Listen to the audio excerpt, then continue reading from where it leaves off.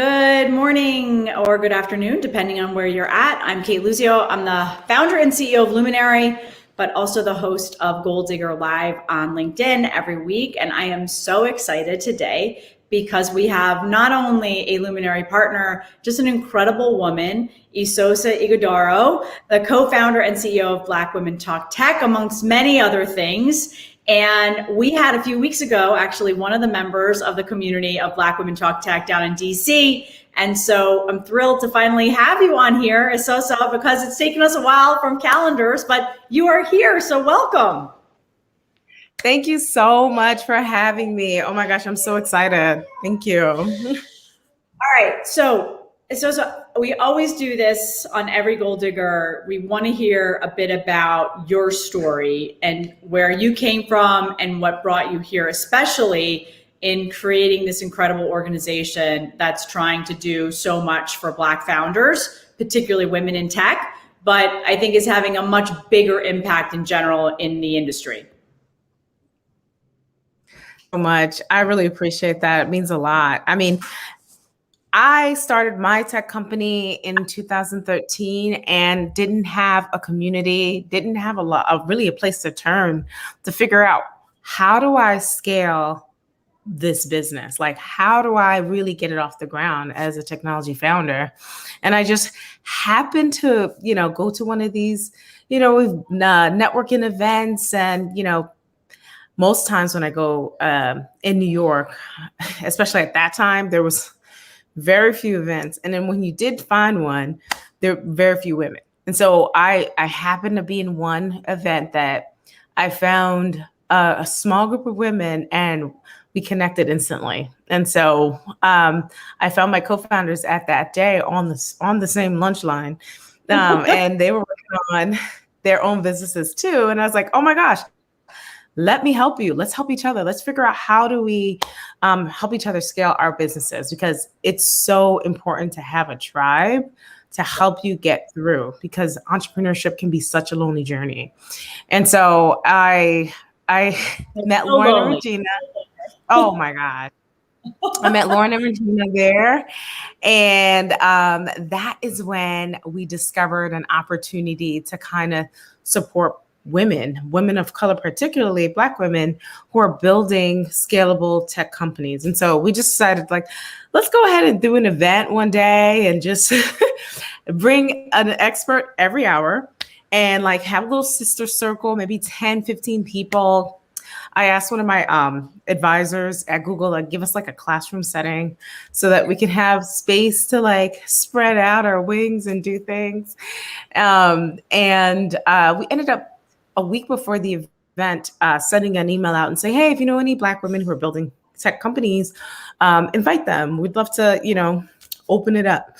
Then we ended up finding over 300 people tried to apply to come in, and we were floored. I'm still floored by that moment. I'm like, I could not believe that many people were building technology startups and building it in a way where they really wanted to build big companies. And so I was really excited about that. Like, that lit my heart up. So we had to do an application process and all this jazz. And then people came from all over, like California, Pittsburgh. I was like, this is outrageous. All from one email. I was like, this is crazy. So and that's where it started. And then we started doing an annual conference, Roadmap to Billion. Now supporting and empowering Black women to build the next billion-dollar tech and scalable business. So super excited about that.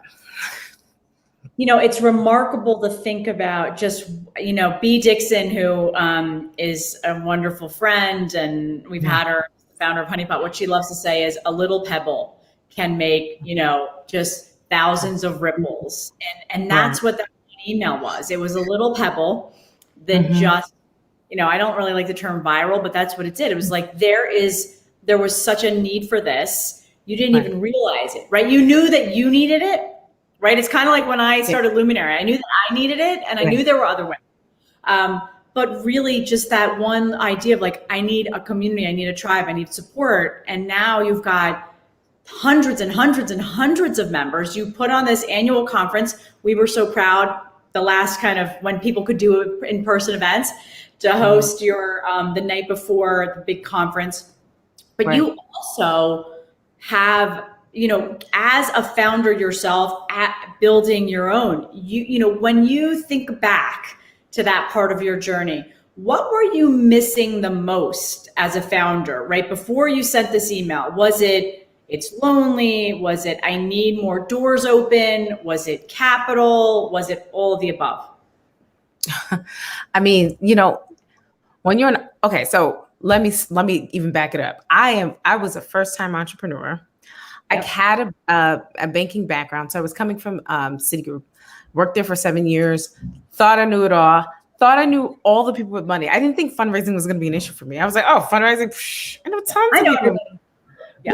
Right. I was like, oh, I'm a banker. Oh, this would be easy. Oh my gosh, boy, was I wrong. Like that was probably the most, the reality check when it really sat in. I was like, oh, okay. So they just work at the bank. They don't own the bank's money, or they had other ideas of what they wanted to do with their money and not give it to me at that high of a risk. And so what I ended up struggling with in the beginning as a first-time entrepreneur is like making sure I had the right team in place to help me get at least the first 2 years down, and the money to get that there, right? And so I didn't understand, I think the banker's mentality is, oh, pay for it, I had to really learn not to figure out 3 ways not to pay for it. Or to bargain, do something so that you can not like burn through your runway. Yeah. And it was just really difficult in the beginning because you don't know what you don't know and you're making so many mistakes. So I think I could have avoided a lot of those mistakes if I had better mentors, a group of peer entrepreneurs who were in the same place as me, we're going through the same problems, or even one person ahead, like one step ahead of me would make all the difference, but around my family, they were like really professionals. Like they're either doctors or lawyers. It's like they're not business people per se. And even though my parents were business people, they're very traditional business people. It's not in the same way. When you say, oh, I'm building this, like my first company was called Cosign and was an image recognition company that we democratized affiliate marketing through social media. And my mother still don't know what I did. She was like, exactly. She's like, oh, she works on the Facebook. Like, oh, yes, the Facebook is what she called it. So so no help from my actual family. So they couldn't really understand or relate. So that's how important like connections, access, and money is for entrepreneurship. I think that's literally the 3 pillars that spawn it to be such a successful business. Once you have those things, especially, of course, you have to have an actual business, something that is of value that people will value in exchange for money, right? You've created something that solved a true problem. And sometimes that was even the harder part too. Like some of it can be tough or the product fit is not right enough, there's tons of challenges that kind of come in between. And I think for me, that's something that I had to keep doing. I kept reiterating my product because I was like, oh, it's quite not there yet, right? And the rework is so expensive. Like, yeah, you think you got it and then you've got to do it again, right? Yeah. Right. Oh, it was out of control. But we live and we learn. and that's the same. Like whether you're a business owner, you're in corporate America, you're freelancer, you've got to make mistakes because that's what you learn from. And then you learn not to make those again, right? Especially around the financial piece. I had that same sort of view after 20 years in banking, thinking, well, I can do this. And right. Of course I know I'm going to need people, but I don't think I think I underestimated that. And when you think about in corporate America, right. How many women need and want and ask for mentorship, right? And which is still like, it's an issue in small business ownership, entrepreneurs, founders. It's the same. We need those as well, right? You talk about that person that's like one step ahead. what they can, the wisdom they can impart to you is like, it's gold. It's life changing almost. That's like, and you don't understand. And I think this is probably one of the most painful parts of entrepreneurship. You don't understand how costly some mistakes are. And then you don't know they're a mistake until 6 months down the line. And you're like, wow, this mistake hurts. Just like hiring wrong. Ooh. Exactly. I was just going to say that. The pain of hiring wrong is just out of control. You have to think about now. I mean, as an entrepreneur, I think you have to think about every step and every dollar so much more, and especially during a pandemic. But I want to get to some of the, I mean, the real, when you think about what you started and now where you are and the impact that Black Women Talk Tech is having, you came out with the first of its kind, this incredible report around the new face of a founder. And I want to talk a little bit about this because number one, the stats are almost mind-boggling because unless you read them and read them again, you're like, really? But then also what you're hoping out of this report to create more opportunities really for Black women in tech. Again, access. I just use the word access in general because it's access to connections, it's access to the community, it's access to business resources, as well as funding. But let's talk a little bit about the report. Why was this so important to you guys to create this? So for us, we thought it was really important to create another report because one of the most, I think, game-changing reports that existed already was the Project Diane report, where most people quote the 42,000 or the average Black woman raises. And it was such a long time ago, the data from that, and it was such a small sample size. So we're like, hey, how can we build on that report with our large community of women and really see how we can design better programming and opportunities for Black women? Because again, the report came out in like 2014. So that data was from like 2012. So like, it takes a long time before, you do all that research and then actually present it. And so we ended up doing a small sample size of our community, and it ended up being the largest firsthand data of Black founders across the country. And we literally were so excited. We were learning from the report. We're like, oh, we got it wrong with some of the programs that we're actually doing. And it actually helped us change the way we consider building for Black women. Because originally, I would say we were pretty selective. If you wanted to be a member, you said you had to be working full time on your startup, which was a big change for us internally because we realized we were only essentially supporting about 8% of the market, according to our report, because apparently nearly 92% of Black women work full time and work on their startups on the side. And they give 20% of their income towards that startup because, of course, the access to capital isn't there from VCs, friends and family, none of the cycles, right? So it's us. You're funding your company. You're funding your dream bucket, right? Or what you see is going to be in the world in a few years, right? Through your help. And so what we realize is that we need to build more information around the research that exists out there so that we can build more and encourage others to build better programming, right? And to have more inclusive programming. So some of the things we saw in the report is like, 70%, which is a huge number, of Black women are likely to be solo entrepreneurs. So what does that mean, right? Wow. So for many of the accelerators and incubator systems, they don't like you to be solo entrepreneurs. They actually require you to have 2 or more co-founders. So when that happens, that means if you're applying for an accelerator, you're kind of wasting your time, right? Because it's not designed for you. Right. And so you want to kind of start building and influencing others to kind of create programs that really support all people.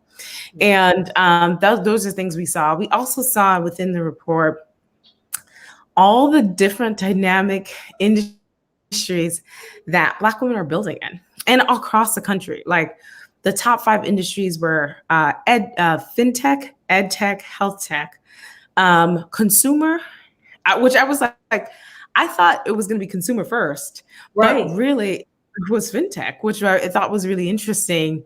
I guess we need to fix our own financial problems here because we're not being. Well, I mean, I think that for me, when I read that report, it was like, that means that the banks and other financial institutions haven't figured it out yet. And so you're going and building it yourselves, right? Right. Exactly that.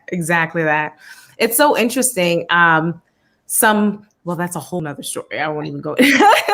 But like, there's a lot of opportunities that we're building, a lot of innovation that we're building, and we give a lot of examples. So we list out some of the issues and challenges we see, and then like recommendation for how you can do that, right? Partner with the right partner groups to get access to these founders so you can start to connect and build, or invest, right? Cut the check. Like nothing helps more than cut the check, right? Because at the end of the day, our counterparts are given those chances without all the pedestal of things you have to be as a woman. Does she have the experience? Does she have this? And it's not based on potential. Like someone said to me the other day, they used the word pedigree, and I was like, that's a terrible word. Well, we're not animals, right? Exactly. Wow. Oh, that's out of control. And so sometimes it's interesting because when I have this conversation is refreshing, right? Because you get it, but there's a lot of people who just don't get it, and we're not even speaking the same language. And so it becomes this place where how do I disseminate information that people can use to help better the conversation or help kind of even the playing field a bit more so that more people can get the help they need or support they need. Yeah. So when you think about this past year, and which is hard because it was a crazy year for everyone. That's like the best word to describe it. We saw and I talk about this a lot on Goaldigger and certainly at Luminary. It's like, not everybody's going to go raise VC capital. Not everybody should. Not every business is meant for it. But what we saw this year was the women had 2% of all VC funding. Black women had like 0.002%, and those numbers fell, and they fell in 2020. So and I don't think that's because there weren't enough good businesses out there. I think there are still these massive barriers to entry for women founders, and particular women of color, and the Black women's community even more. I mean, I hear it all the time. What the report that you guys if you haven't read it, people that are listening, go to Black Women Talk Tech. You can download it right on their site. It is eye-opening, but it's a conversation piece because people don't realize how little funding and how little opportunity Black women founders in tech get the skills, the degrees, the experience that the founders have. Right. It is out of control, actually. Like when yes, and thank you so much. Please download the report. Go to Black Women Talk Tech on our nonprofit site, talktechassociation.org. You can just scroll to the bottom, click there, and you'll see it. Download it. Wealth of information. Yes, Black women in general have so much experience and expertise and tend to build businesses later in life. So it's not the 22-year-olds or what have you. The average woman in our group builds a business around 34 and older. So we do see more women build with at least 10 years or more experience going into a field that they understand and know how to solve, right? With an idea or an innovation they've come up with. And it's incredible because not only do you have the actual experience in the field, but you do also have the multiple degrees. We saw that nearly 46% of the group had advanced degrees or more. So that college degree, just like more than 90%, but masters and above was really up there as well. And so we are always kind of scratching our heads like, I'm not sure what's missing here. And, the unconscious bias, what that exists, we're still trying to figure out how to navigate this wonderful world of technology and, make a place for ourselves. So what's the goal, or as you kind of continue to build Black Women Talk Tech and then Talk Tech Association, which is the nonprofit piece, what are your kind of short-term goals for the organization, right? I think everyone threw like the 5-year, 10 years out as soon as the pandemic. Right. But what are your short-term goals for you, but also for the organization? Because we often talk so much about our companies, but we have to remember too, we're founders and we're the leaders. And so what are the organization's goals, but what are your goals as well? I appreciate that. So I'll start with the organization's goals because it's so easy for me to to go there. And so we want to be able to help the next million Black women build scalable tech companies in the next 10 years. We think we can do that through education and matchmaking, particularly within investment, by some of the programs we have coming up in the fall of this year, which we're just giving a little sneak peek here.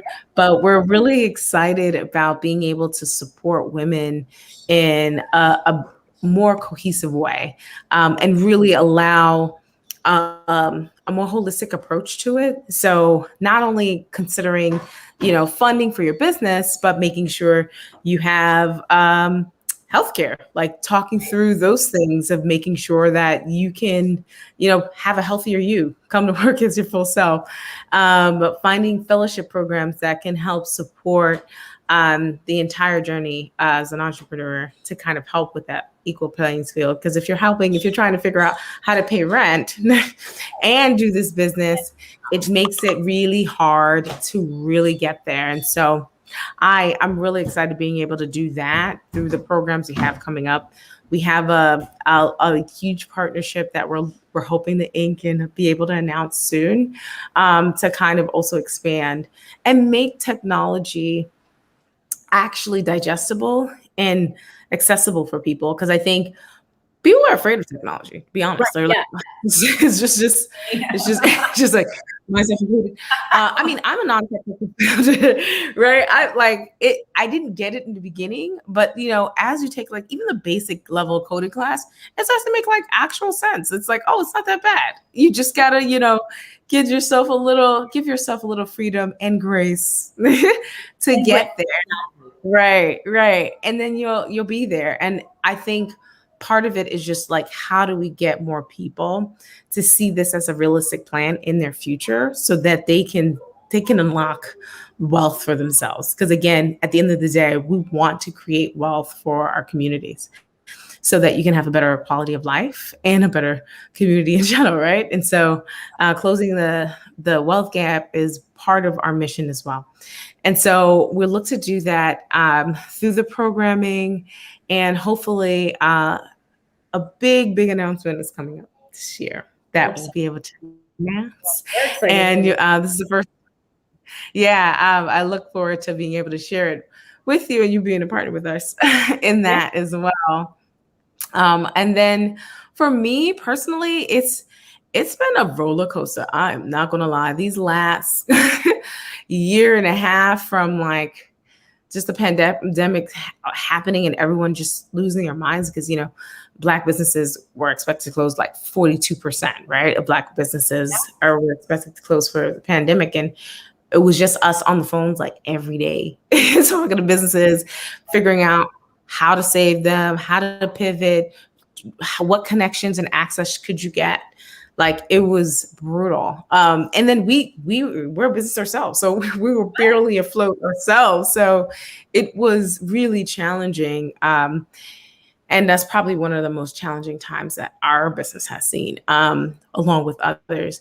But now coming out of it and seeing a way out in the pandemic, hopefully by the end of by the summer, it's like we're hoping, at least in New York. But we're wanting to see one of these places for us to be able to like really spread our wings and do more things. But for me personally, my family has been definitely a great support system for me. But there's been such a strong, certain tragedies of like a lot of deaths in the family and all these different things. So we try to, manage as best as we can and do all the things. So as for me personally, I really want to be able to manage business and the sense of self meditation and peace, because I think I could use a little bit more of that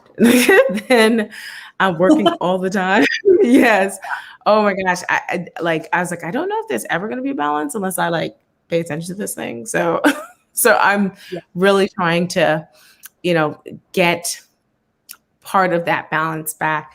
And then, maybe even start like looking into, having a family and doing all those things. And so those things are knocking on my door right now, the next 5 years at least. And so I'm trying to prepare a more balanced life. At least just be aware of it so that you can implement some of that in your life, right? As you're making those decisions. I mean, it's interesting because I talk to so many women, both in corporate America and founders and business owners through Luminary and through my own network. And that is the conversation that seems to be taking place. I mean, you see 2.3 million women aren't even coming back into the workforce at the present time that left because of that. Right.